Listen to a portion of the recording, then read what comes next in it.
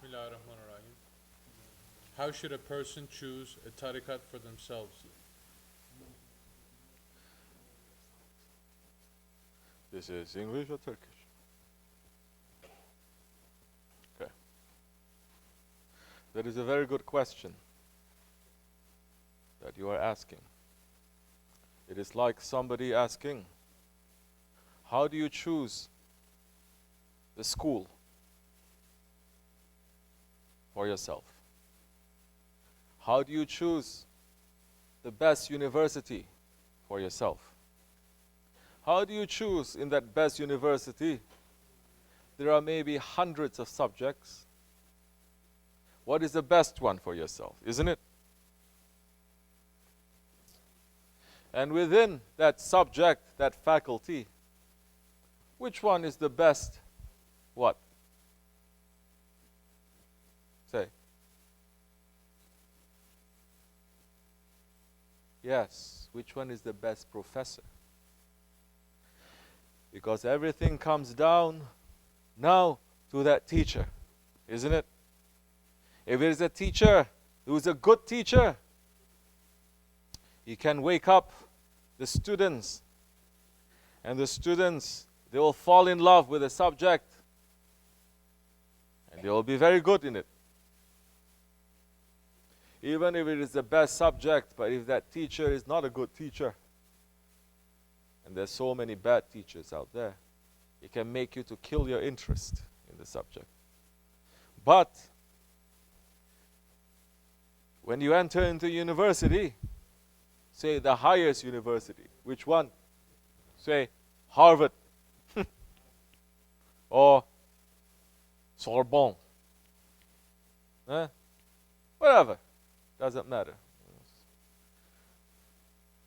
You ever hear somebody entering into the highest university? Then they say, oh, that means I'm very smart.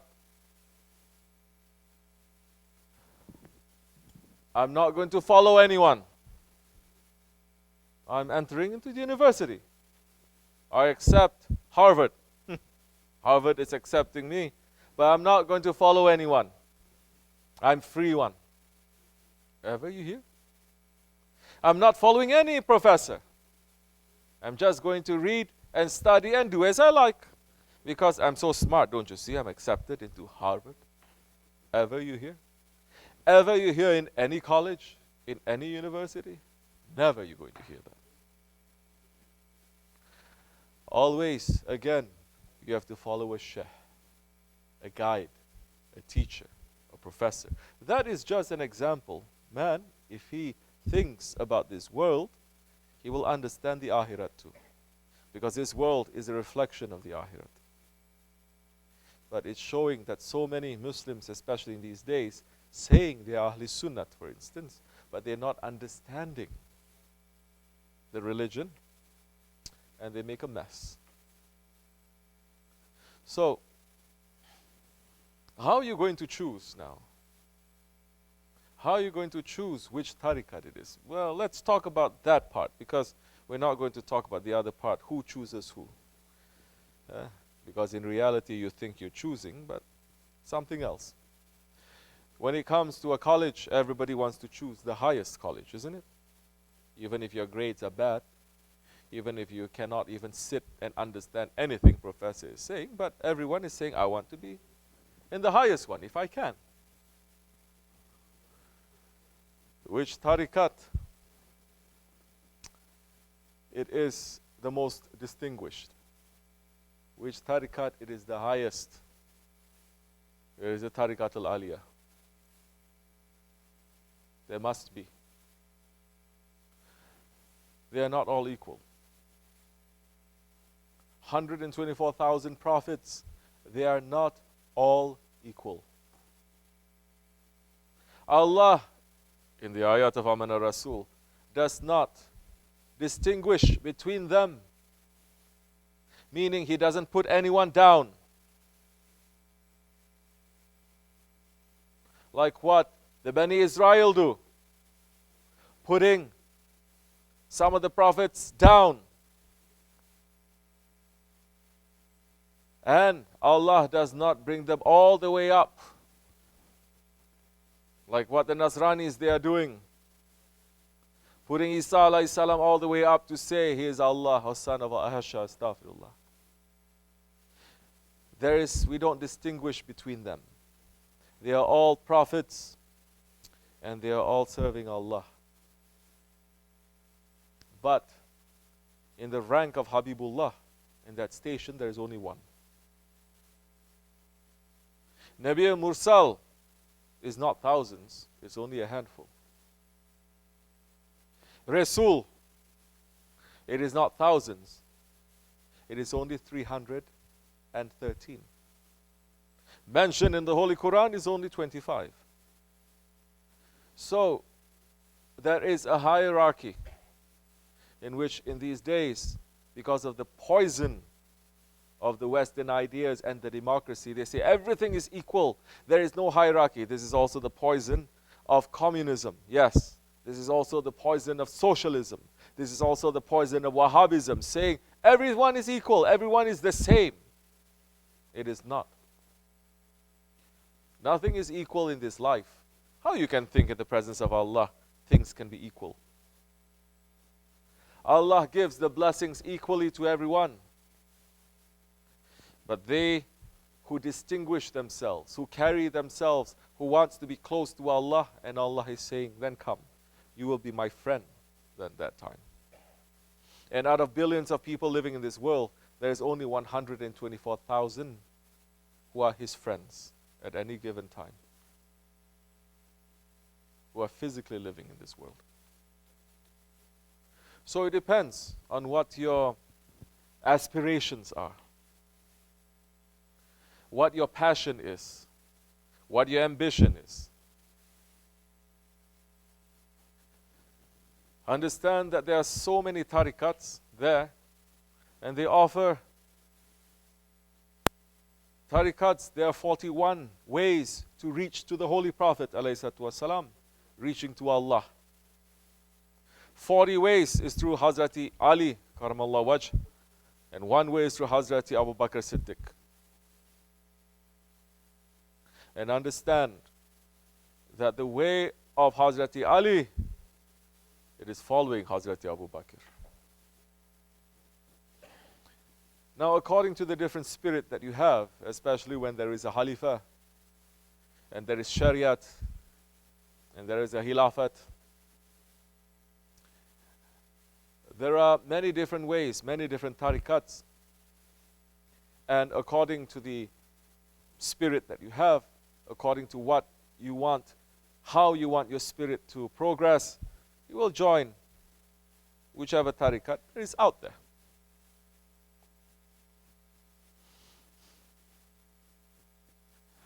But if your aspiration, if your ambition, if your desire, it is high,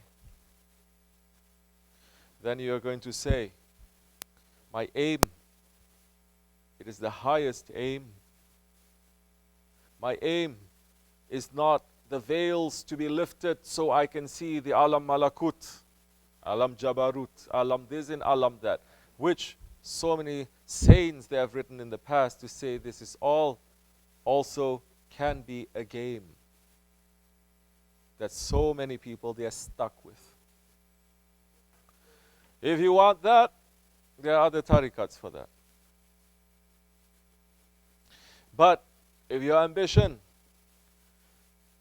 is not to remove the veils and to see the secrets, but if your ambition is to remove the veil of your nafs,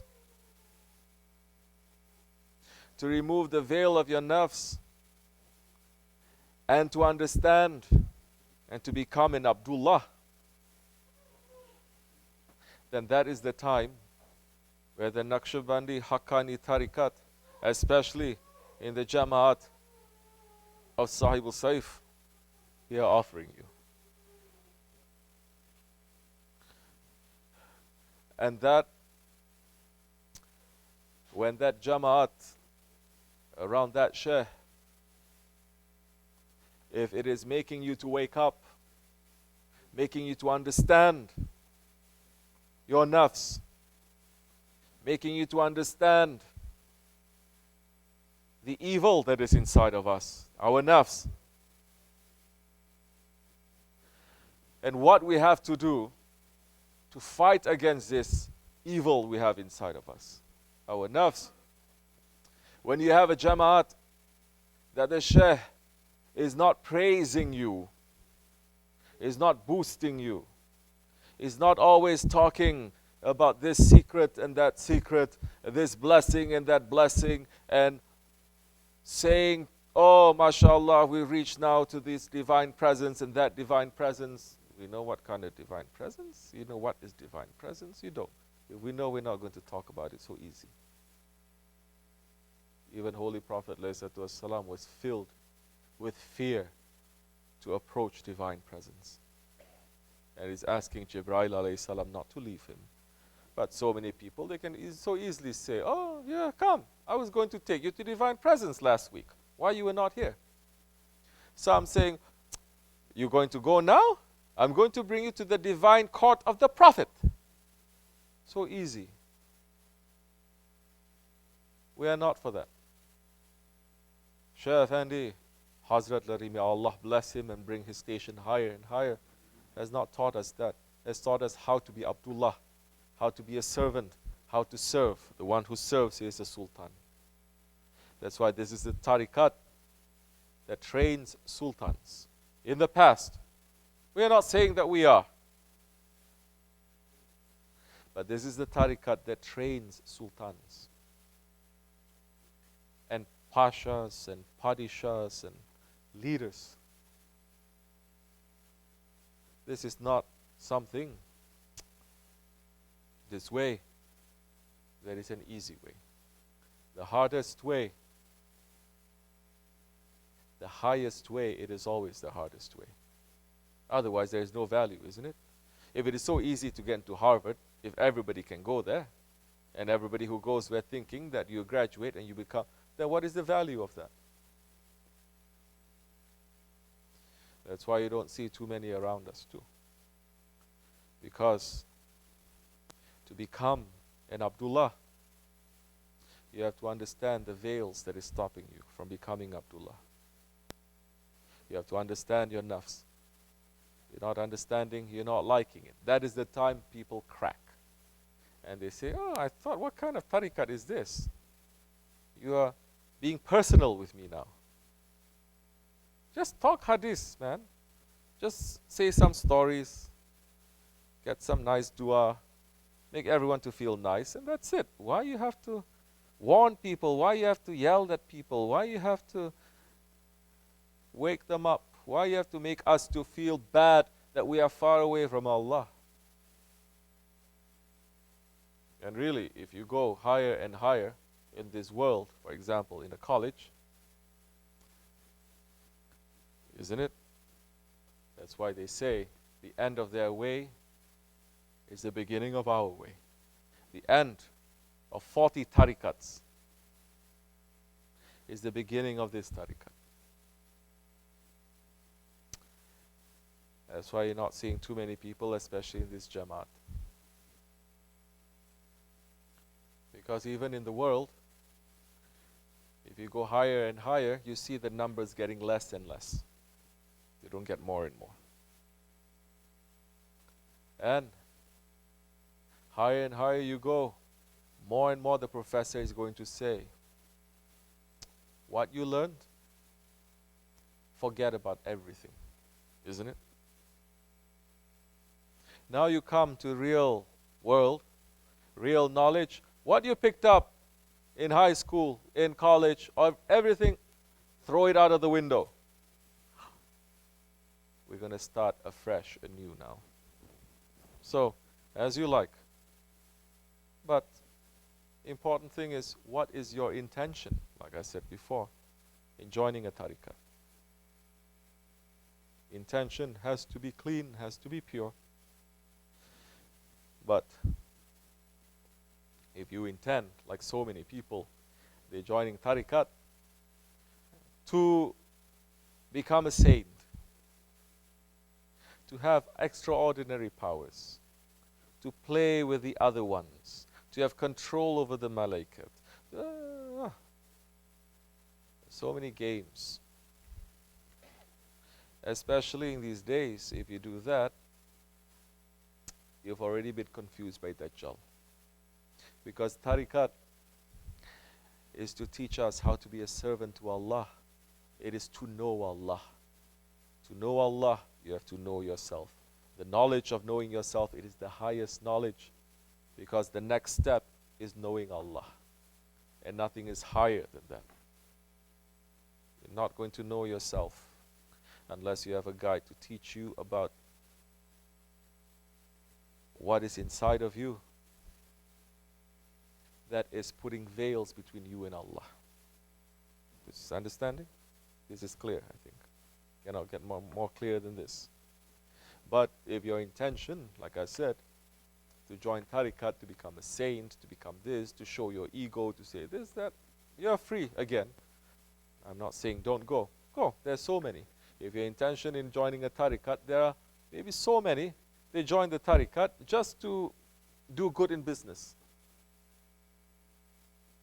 Go ahead. We're not from that. They join the Tarikat just so they can have the Shaykh there just to smile and to give them candy. Then to pray for them. They say my business like this, and to get something. And that's it. The Shaykh is not there to guide them. There are so many Tarikats like that. Feel free to. There are the Tarikats also that put such blackmail, emotional blackmail on people. You're free to go. So many different kinds. Whatever it is that you want is out there. Just be clear what you want. And make sure that what you want, your intention, it is good. If not, we are going to be responsible for ourselves. No one else is going to be responsible for us. So, if your intention is to become Abdullah, then look to those ones who are living to be Abdullah, nothing more than that. And the servant knows how to walk, how to sit, how to speak. The servant knows how to live. And the servant does not complain. Inshallah Rahman, may your way be open. May your way be blessed. May you find the murad that you are looking for. Because in these days, everything is confused. And especially those that are out in the open and they are being very supported by CNN, let's say, okay, or media, or regimes, that we may say, well, good luck to you, because you're very famous now, and you're going to go a long way for the dunya. That is not our intention. That is not Shaykh Efendi's intention. We pulled ourselves away from all of that. We're here at the top of the mountain. They may come to us, it's okay, but we're not going to their feet. And at the end of the day, the most important thing for us is to live like a servant here. وَمِنَ اللَّهُ تَوْفِيقٍ